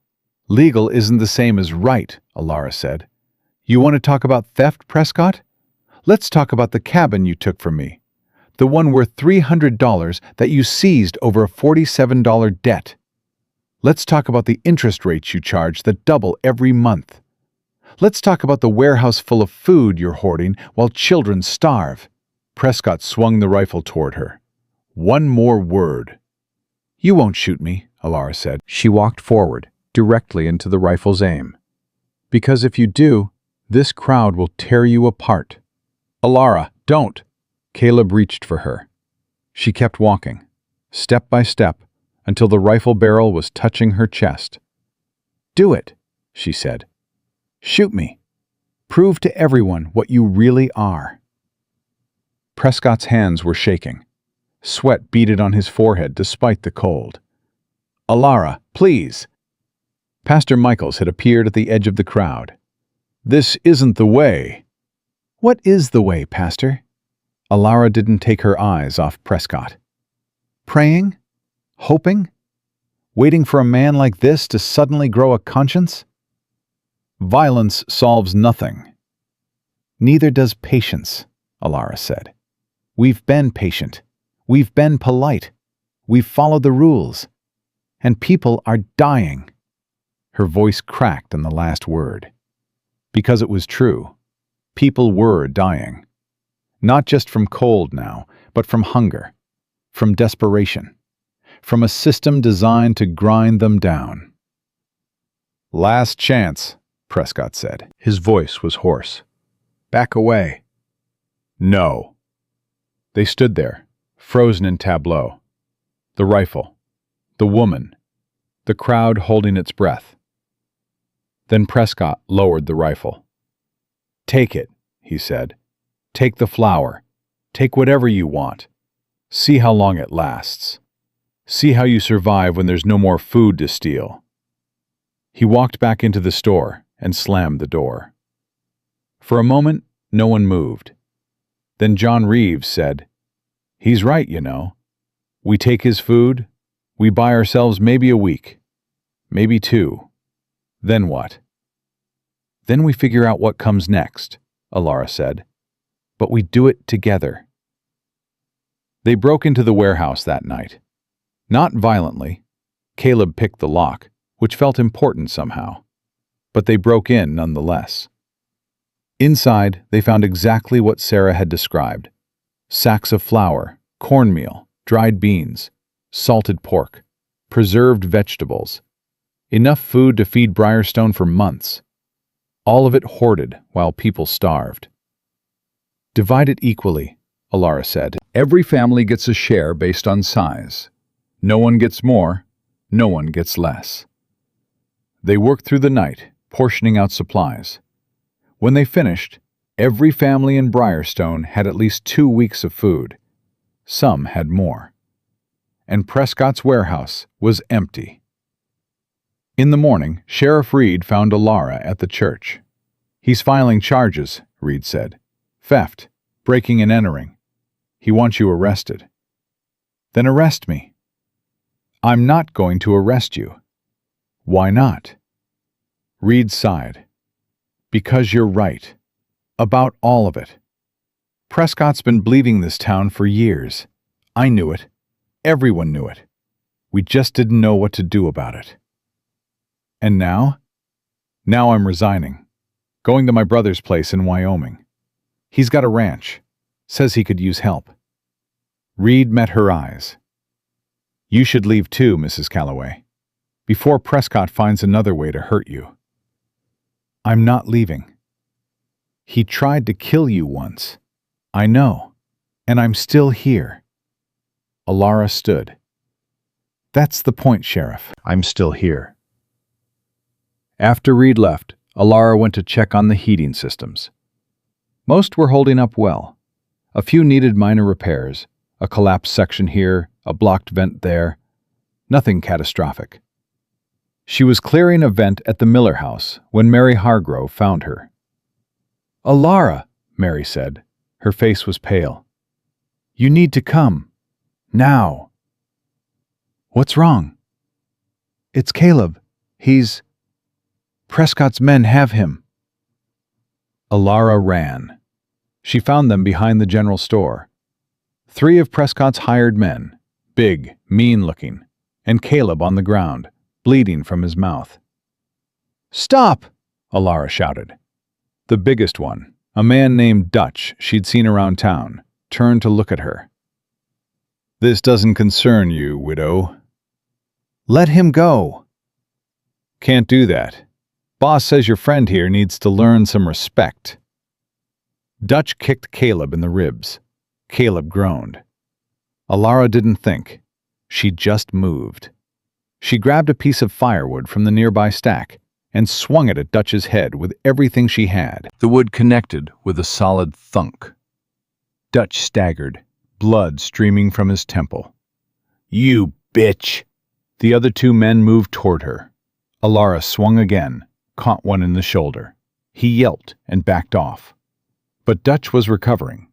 He grabbed the wood, yanked it from her hands, and backhanded her across the face. Alara hit the ground hard, tasting blood. Dutch stood over her, raising the wood. "Should have minded your business." "Dutch, wait," one of the other men said. "Boss said no killing." "Boss ain't here." The wood came down. A gunshot split the air. Dutch froze. They all froze. Pastor Michaels stood at the mouth of the alley, holding an old Colt revolver with shaking hands. "Put it down," the pastor said, "or the next one goes in your chest." "You won't shoot." "Won't I?" The pastor's voice was steady, despite his shaking hands. "I've watched this town tear itself apart. I've buried children. I've blessed bodies frozen solid. And I've kept my peace because I thought that's what God wanted. But God also gave me hands to protect his flock. And right now, his flock includes Mrs. Callaway." Dutch looked at the gun, at the pastor's face, at Caleb and Alara on the ground. Then he dropped the wood and ran. The other 2 followed. Pastor Michaels lowered the gun and sat down hard, like his legs wouldn't hold him anymore. "I've never," he started, "I've never threatened anyone in my life." "You saved ours," Caleb said, struggling to his feet. He helped Alara up. "Thank you." "Don't thank me yet." The pastor looked at them. "This isn't over. Prescott sent them. He'll send others." "Then we fight," Alara said. Her jaw was swelling where Dutch had hit her, but her voice was clear. "Fight with what? We're farmers and merchants. He's got hired guns." "We've got numbers," Caleb said. "And we've got right on our side." "Right doesn't stop bullets," the pastor said. But Alara was thinking, an idea forming. Dangerous, maybe. Desperate, certainly. But possible. "We don't need to stop bullets," she said. "We need to stop Prescott." "How?" Caleb asked. "By taking away his power." Alara looked at them both. "He controls us through money, through debt, through ownership. But what if we removed all of that?" "I don't follow." "His lumber operation, his stores, his warehouse. All of it depends on people working for him, buying from him, owing him. What if we stopped?" "Stopped what?" the pastor asked. "Everything," Alara said. "What if we built our own economy, grew our own food, made our own goods? What if we just cut him out entirely?" Caleb's eyes widened. "A cooperative." "A what?" "A cooperative. I read about them. Groups of people pooling resources, sharing labor, cutting out the middleman." Caleb was talking faster now, excited. "We could do it. Build our own stores, share food equally, help each other instead of competing." "That's..." Pastor Michael shook his head. "That's radical." "That's survival," Alara said. "Prescott's system is killing us. We need something different." "People won't go for it," the pastor said. "They're used to the old ways." "The old ways are dying," Caleb said, "along with everyone who clings to them." They spent the rest of the day spreading the word, meeting in small groups, talking quietly, planting seeds. Not everyone was receptive. Some people thought it was crazy. Others thought it was dangerous. A few thought it was both. But more people listened than Alara expected, because more people were desperate than she'd realized. By nightfall, they had 30 families committed. By the next morning, 50. And that's when Prescott made his move. He called a town meeting, official, with the remaining council members. Held in the church because it was the only building big enough. Alara walked in to find Prescott at the front, looking confident again, composed, like he'd won something. "Thank you all for coming," he said. "I've called this meeting to address a crisis. Mrs. Callaway and her associates have been spreading seditious ideas, encouraging people to violate contracts, to steal property, to undermine the legitimate economic order of Briarstone." "Legitimate?" someone shouted. "You call starving people legitimate?" "I call law and order legitimate," Prescott shot back. "And Mrs. Callaway has violated both.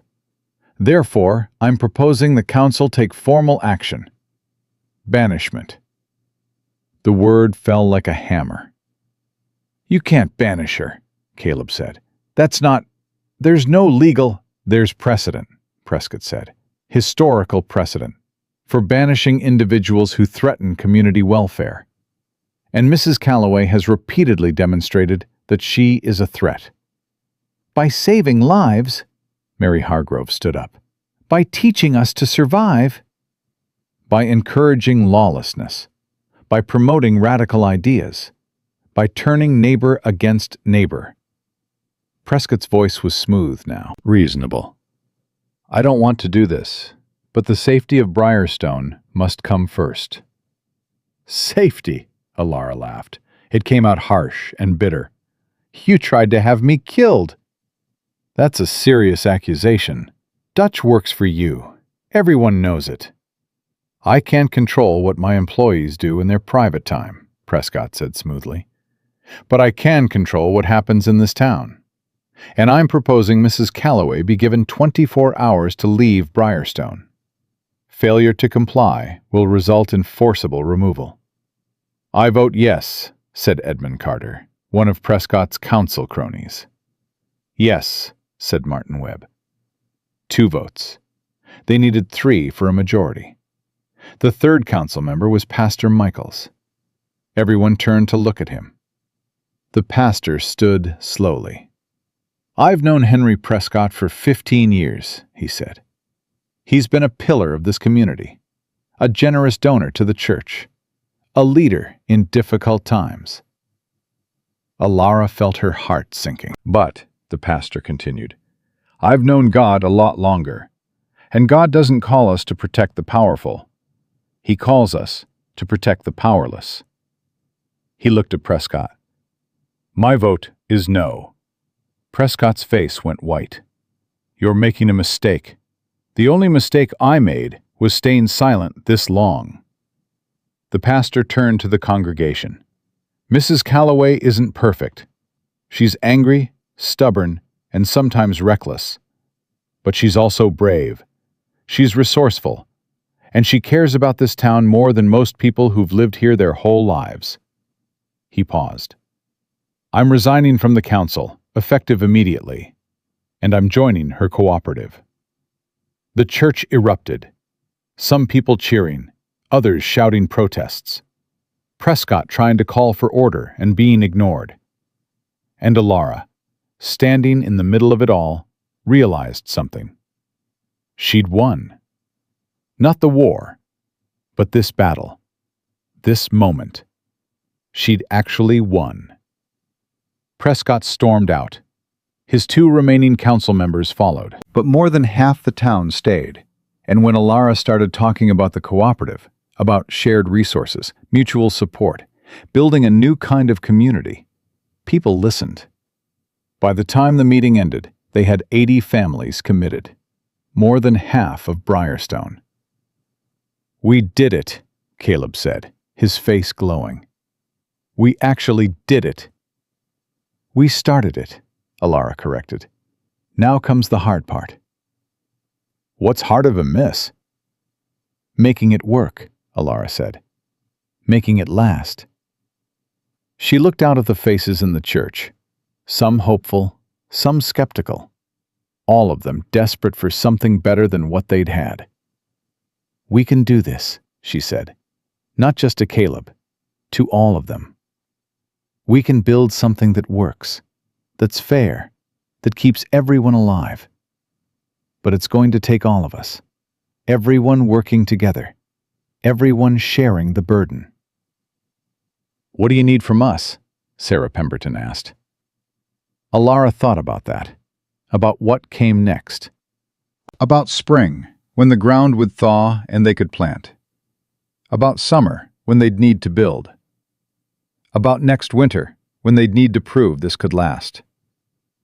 Everything, she said finally. I need everything you can give. Your labor, your skills, your trust. You have it, John Reeves said, for whatever that's worth. It's worth everything, Alara said, and for the first time since Thomas died, she felt something like hope.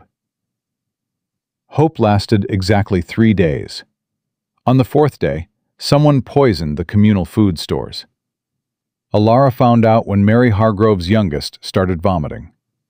Then John Reeves's daughter. Then 4 more children, all sick with the same symptoms: cramping, fever, violent retching. It's the beans, the doctor said, examining what was left in the storage barrel. Someone put something in them. Rat poison, maybe. Or worse. Who would? But Alara already knew. She'd known the moment Mary had come running with her sick child. Prescott. Check everything, she said. Every barrel, every sack. Throw out anything that looks tampered with. They lost half their food supply. Just like that. Half gone. And with it, any margin for error they'd had. We're down to maybe 10 days, Caleb said, his face gray. Less if we can't forage or hunt. Then we hunt, Alara said. We fish. We do whatever we have to do. In this cold? Alara, there's nothing out there. Then we find nothing and make it enough. Her voice was hard. We don't have a choice. But that wasn't true. They did have a choice. They could go back to Prescott, apologize, accept his terms, buy his overpriced food, and slip back into debt and dependence. That night, the Johnsons did exactly that. I'm sorry, Robert Johnson said, standing at the church door with his hat in his hands. I've got 5 kids. I can't watch them starve over principles." "We're not asking you to starve," Alara started. "Aren't you?" Johnson's voice broke. "My youngest is 3 years old. She's already lost weight. I look at her and I see what's coming.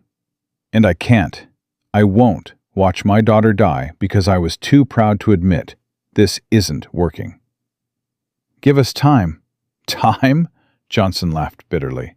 "We don't have time. Winter's not even half over. The food's poisoned. And you're asking us to trust that somehow, some way, you'll figure it out. But you're just a girl, Alara. A widowed girl who's as desperate as the rest of us." He left, took his family back to Prescott's protection. By morning, 3 more families had followed. "We're losing people," Mary said quietly. She was holding her youngest, who was finally keeping food down. "They're scared." "I know." "Are you?"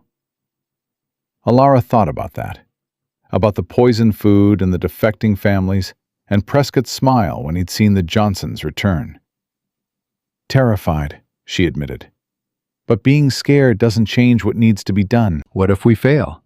"Then we fail trying," Alara stood, "which is better than succeeding at staying alive while becoming the kind of people who let men like Prescott control everything." She organized hunting parties, 5 groups, each with at least one person who knew the woods. They went out at dawn, came back at dusk with whatever they could find. Which wasn't much. A few rabbits, some ice fishing catches, tree bark that could be boiled into a bitter but nutritious tea. It wasn't enough. Everyone knew it wasn't enough. But it was something. On the 6th day, Prescott made his next move. He announced he was reopening credit. Anyone who wanted food could buy on loan, with reasonable terms. Only 20% interest. Payment deferred until spring. "Reasonable," Caleb spat when he heard. 20% is robbery." "20% is better than starving," someone muttered. More families left. Not just 1 or 2 this time, but a dozen. The cooperative was hemorrhaging people. "We need to do something," Pastor Michael said. "Something dramatic. Something that shows we can survive without him." "Like what?" Alara asked. "Pull food from thin air?" "No. But we can show we're serious about building something different." The pastor looked around at the remaining families. "We need to make a statement, something permanent." "A building," Caleb said suddenly. "A real cooperative hall. Somewhere to store food, hold meetings, prove this is lasting." "With what materials?" Alara asked. "Prescott controls the lumber." "Not all of it." Caleb's eyes were bright. "There's deadfall in the woods, old cabins that have collapsed. We can salvage, rebuild. It won't be pretty, but it'll be ours." They started building the next day, in temperatures that froze exposed skin in minutes, with materials that were half-rotted and barely usable. They built. Women and men working side by side. Children hauling stones for the foundation. Old people cooking what little food they had to keep the workers fed. It was slow, brutal, exhausting. But it was theirs. Prescott came to watch on the 3rd day of construction. "Impressive," he said, loud enough for everyone to hear. "Waste of time, but impressive." "We don't need your commentary," Alara said, without looking up from the beam she was securing. "You need my lumber. Those logs you're using are rotten. That building won't last the winter." "Then we'll rebuild it in spring." "If you survive that long." Prescott stepped closer. "How many families have you lost now? 15? 20? How many more will leave when their children start crying from hunger?" "As many as it takes," Alara said. "But the ones who stay will build something worth having." "You're delusional." "Maybe, but I'm not a coward who poisons children's food." Prescott's face went still. "That's a serious accusation." That's a fact. Alara finally looked at him. You want to deny it? Look me in the eye and deny it. He couldn't. They both knew he couldn't. Accidents happen, he said instead. Food goes bad, especially when it's stolen and stored improperly. That wasn't spoilage. That was poison. Prove it. I don't need to prove it. Everyone knows. Alara drove a nail into the wood with 3 hard strikes. Just like everyone knows you set fire to my shack. Just like everyone knows you sent Dutch to beat Caleb. You can hide behind your lawyers and your council votes all you want, but we all know what you are. And what's that? A small man trying desperately to stay big.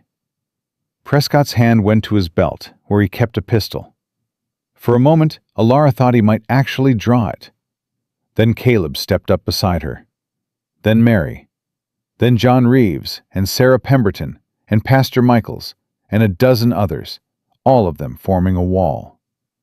Prescott looked at them, at the half-built structure, at the faces of people who'd stopped being afraid of him. You're all going to die, he said quietly. And when you do, remember I offered to help. He left, but his words stayed, poisonous and cold. That night, they finished the frame of the cooperative hall. It wasn't much. 4 walls, a roof, a dirt floor. But it stood. It's beautiful, Mary said, tears in her eyes. It's a shack, Caleb corrected. But it's our shack. They held the first official cooperative meeting there the next morning. 42 families now. They'd lost more overnight. But 42 families committed to making this work. We need rules, Pastor Michaels said. Ways to organize. Decide who does what, how we share resources. Everyone works, Alara said. Everyone shares equally. No exceptions. What about people who can't work? The elderly, the sick? They work differently. Childcare, cooking, mending. Everyone contributes something. And if someone won't work? Alara was quiet for a moment. Then they leave. We can't carry dead weight. Not and survive. It was harsh. She knew it was harsh. But it was also true. They voted on the rules, debated, argued, found compromises. It felt like building something real. Then Dutch came back. He arrived at dusk with 5 other men, all armed. They walked straight to the cooperative hall and kicked open the door. Prescott wants his property back, Dutch said. What property? Caleb demanded. The lumber, the nails, the tools, all of it came from his stores. You stole it, you're giving it back. We didn't steal anything. Then you bought it with stolen money. Dutch pulled out a paper. Says here you owe Prescott $340 for materials. Pay up, or we take it apart board by board. That's... Pastor Michaels looked at the paper. This is fraudulent. Half these charges are made up. Take it up with a judge. In the meantime, we're collecting. Dutch gestured to his men. Start with the roof. Like hell you will, John Reeves said, stepping forward. Dutch hit him. Fast, brutal, no warning.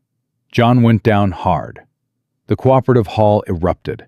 Men rushed forward. Women grabbed tools to use as weapons. Someone threw a board that hit one of Dutch's men in the shoulder. Then gunfire split the air. Everyone froze. Dutch stood with his pistol pointed at the ceiling. Next one goes in someone's chest. Now back off. They backed off.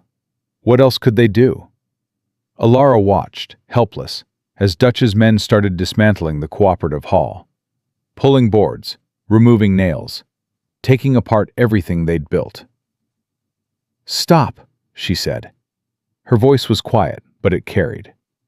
Dutch laughed. Or what? Or I'll burn it down myself before I let you give it back to Prescott. You're bluffing. Am I? Alara walked to the fireplace. They'd built one that morning, and grabbed a burning branch. You want this lumber? You can have it, as ashes. Dutch's smile faded. You wouldn't. I've lost everything else. What's one more thing? Alara held the flame close to the wall. Tell Prescott, if he wants to destroy what we're building, he'll get nothing from it. Nothing but smoke. Boss'll kill you for this. He's already trying. Alara met Dutch's eyes. Tell him he failed. Tell him we're still here. Tell him we'll always be here, no matter what he does. For a long moment, no one moved. Then Dutch lowered his gun. You're crazy. I'm desperate. There's a difference. Dutch and his men left.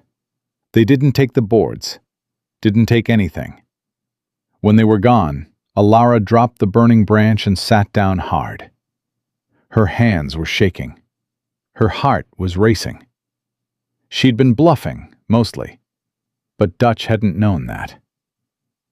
That was insane, Caleb said.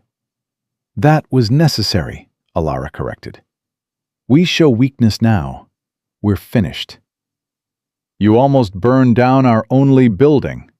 I almost saved our only building, Alara shot back. Which I did.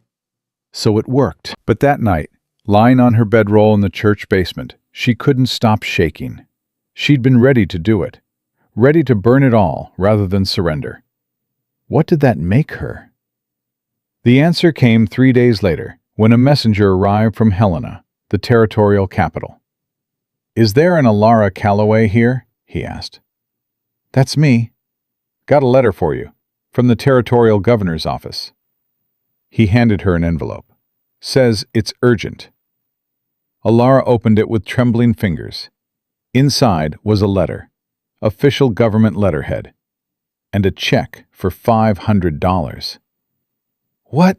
She couldn't process it. I don't understand. Keep reading, the messenger said. The letter explained that the governor had heard about Briarstone's crisis, about the innovative heating systems, about the cooperative, about one young widow holding a town together through the worst winter in recorded history. And he wanted to help. The $500 was a territorial grant for continued development of the geothermal heating systems, for building materials, for food supplies, for survival. This isn't real, Alara whispered. It's real, the messenger said. Governor's impressed. Says what you're doing here could change how we settle the Montana territory. Wants to send engineers to study your heating systems. Maybe implement them elsewhere. Alara sat down. The letter trembled in her hands. They'd won. Actually won. There's more, the messenger said. He pulled out another paper. The governor's also investigating Henry Prescott. Fraud charges, price manipulation, witness tampering. Seems Sheriff Reed wrote a detailed report before he left town. Governor's very interested. Prescott's being charged? Pending investigation, but yeah, looks like it. Alara didn't remember standing, didn't remember running to the cooperative hall. But suddenly she was there, waving the letter, shouting the news. The faces around her transformed, from despair to hope, from resignation to joy. $500, Caleb breathed. Alara, we can buy food, materials. We can actually do this. We're already doing it, Alara said. This just makes it easier. They celebrated that night. Not much. They still had to be careful with food. But enough. Singing, stories, laughter that had been missing for too long. Prescott came the next morning. He looked older, thinner, diminished somehow. I heard, he said, about the governor. Did you hear about the investigation? Alara asked. I did. He was quiet for a moment. I'm leaving. Selling what's left and moving to Oregon. Fresh start. Running, you mean? Call it what you want. Prescott met her eyes. You won, Mrs. Callaway. I hope you're proud. I'm not proud, Alara said. I'm tired, and I'm angry that it took this long, that people had to die before anyone listened. Some people will always die, Prescott said. That's just how the world works. No, Alara said firmly. That's how your world works. We're building something different. Prescott left that afternoon. Just packed up and left, taking whatever he could carry. The town didn't mourn his departure. Spring came slowly. February turned to March. March turned to April. The snow began to melt. And Briarstone survived. Not everyone. They'd lost 17 people over the winter. 17 names that Pastor Michaels read at a memorial service, his voice breaking on each one. But 42 families had made it. 42 families who'd built something new from the ruins of the old system. The territorial engineers arrived in May. 3 men who walked through the heating systems, taking measurements, asking questions, scribbling notes. "It's brilliant," one of them said to Alara. "Simple, but brilliant. We could implement this across the territory, save hundreds of lives." "It's not mine," Alara said. "It was my grandmother's. I just remembered it." "You did more than remember it. You saved a town." But Alara didn't feel like a savior. She felt like a survivor. Like someone who'd been pushed so far, hurt so badly, that she'd had no choice but to fight back. And in fighting back, she'd found something she'd lost when Thomas died. Purpose. The cooperative grew. By summer, they had 60 families. By fall, 75. People came from other towns, hearing about the place where everyone shared equally, where earthwarming kept homes livable, where a widow had stood up to a tyrant and won. Caleb designed better heating systems based on Alara's original work. More efficient, easier to maintain. Soon, houses across Montana territory were being built with geothermal elements. And Alara's name became synonymous with survival. She didn't remarry. Despite pressure from well-meaning friends who thought a young woman needed a husband. Despite offers from men who saw her as either a prize to be won or a problem to be solved. She remained Alara Callaway, Thomas's widow, builder of the town's salvation. The woman who'd refused to die quietly. On the first anniversary of Thomas's death, she stood by his grave. "I made it," she said to the headstone. "I survived. We all did." The wind carried her words away, but she knew, somehow she knew, that Thomas would have been proud. Not of the heating systems, or the cooperative, or the fame that had spread beyond Montana, but of her. Of the woman she'd become when everything was stripped away except the will to live. Years later, when people asked how she'd done it, how she'd survived that terrible winter and built something lasting from nothing, Alara's answer was always the same. "I didn't have a choice. When you're abandoned to freeze in the wild, you either die or you learn to make the cold work for you. I chose to live, and in choosing to live, I learned that the earth itself will warm you if you're willing to dig deep enough." The shack that was supposed to be her grave had become the foundation of a new Briarstone, a town where cooperation replaced competition, where survival didn't mean crushing others, where a 19-year-old widow had proven that the most unlikely people can hold the most powerful answers.